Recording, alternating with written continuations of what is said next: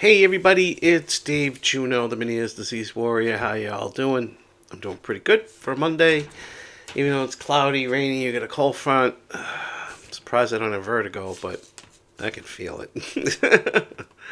Like we all can. We're all like little weather stations, if you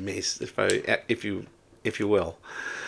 But today, you know what? Carrying on with this thing of medicines and stuff, so I thought I'd debrief a little bit and talk about surgeries for Meniere's disease. Okay, because there's really four of them. They say there's only three, but there's really four. Okay, um, there's ear tubes. Okay, where they cut your drum and slide the tube in to help relieve the pressure and drainage of the middle ear. A labyrinthectomy. Okay, labyrinthectomy is what I had in 2019 on my left ear. Okay, where it's basically they just destroy the labyrinth. They take it out, gone. Okay, and that's kind of like I'm gonna post a picture of the ear. Okay, but the labyrinth is pretty much what they call the cochlear. You know, the thing that goes like this. That's the labyrinth, and they basically destroy it or remove it, like they did in my case. Um, and through vestibular therapy afterwards, you know your right ear should compensate for everything if your right ear is perfect, which most of the time some of us it is, should compensate and the vertigo should stop and you'll be okay. Problem: you'll be totally deaf in this ear. You will not hear at all. Nothing, even with the help of hearing aids. Okay. This is actually, if you guys know me, it's a cross hearing aid sound that comes in on my left ear, goes over to my right. So you're deaf, okay, and that side of the ear. And but in a lot of cases, they will do a cochlear implant at the same time because they have it open. Okay, I my doctor didn't do them with the labyrinthectomy back then, so that's why I didn't get one back then, and I'm hopefully getting one next year. But you will be deaf, and the tinnitus doesn't go away. Okay, a lot of people think, oh well, the tinnitus goes away. It doesn't. It's still there. In some cases, it might, but mine, it's still there. Okay, vestibular nerve section. That's another one where they literally go in, not behind the ear, but a little bit away more from the ear, like around here. And they go in and they cut the vestibular nerve to stop sending signals to the brain for balance. And it's supposed to stop the vertigo. Okay? With that surgery, if it is done right, you will not lose your hearing. And it's the same as before. Whichever ear is your good ear, through vestibular therapy, your brain will be retrained and your balance will be okay. Your balance is never perfect after those two surgeries, but it will be okay. All right? And if they do the surgery correctly and they don't accidentally hit the audio nerve, or the acoustic nerve, I should say, you should be able to hear fine. Okay? The tinnitus will be there because of whatever, if that's the problem. But the signal isn't going to the brain to stop dizziness. You know, so you won't get dizzy, I should say, vertigo. So you won't get vertigo. All right? But it has its setbacks. Like I said, they cut the nerve, the acoustic nerve. You'll probably be deaf. Two, and I've talked about this before in other videos, if the facial nerve is really close and they have a hard time separating that and they cut it, you might be paralyzed on one side of your face. You know, you might be like you have Bell's palsy. I hate to do this. I hate to do it like that because it actually happened to my cousin. They were removing an acoustic neuroma and they cut the facial nerve. So, yeah, your face might be paralyzed. Okay, one side of it looked like you had a stroke. But people have had that done. They swear by it. A lot of doctors, from what I'm hearing, won't do it anymore because of what I just said. It's just kind of risky. Um, because those nerves, people don't understand this.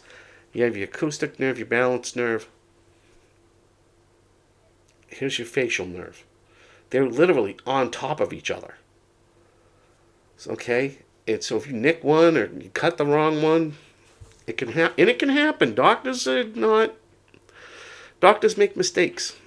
And your anatomy could be screwed up too, to the point where, your anatomy might not be normal. So they might clip the wrong one thinking that's the vestibular nerve and it's not. So, and I'm going to talk about the anatomy a little bit on my next surgery. Okay? Because this one does affect me. Anaphylactic shunt surgery, decompression surgery, I should say, where they go in and they go into you have this little thing that goes up, and it's a sac. It goes up into a sac. They shave the bone down in it, and then they put a shunt in it. Okay, you won't lose hearing. They won't be cutting the balance nerve, but it will take out the cochlear, but it will take the pressure off the cochlear, the fluid that builds up, and drain it.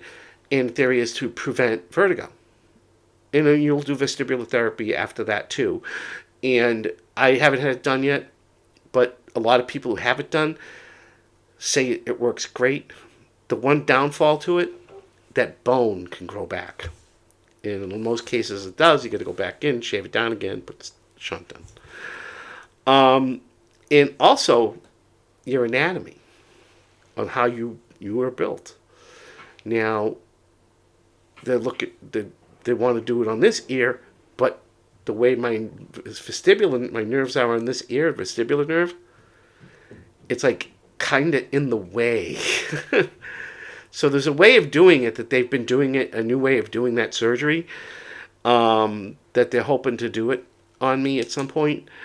But yeah, and this is what I'm talking about. It, like, that's the way I was born. That's the way I was built. This nerve was okay where it is. This one isn't. I have other oddities like that too. I've got 1 foot bigger than the other foot, a whole size bigger. My left leg is a little bit shorter than my right. I have delayed nerve responses in my legs and my arms, and that's just the way I was born. It's just my anatomy. So all of these really do have some sort of a side effect. And remember, you can still go bilateral, okay? It doesn't necessarily happen. It's like there's a whole bunch of different theories about, percentages of what you go bilateral. And if I do the average out for that, I'm going to say 85% will not go bilateral. 15%, good chance they will. Okay, but remember, 85% will not go bilateral. So don't let that stop you. Okay, see, that was the thing that it could have stopped me if I really thought about it with the labyrinthectomy. But I had a couple of good years where everything was going fine.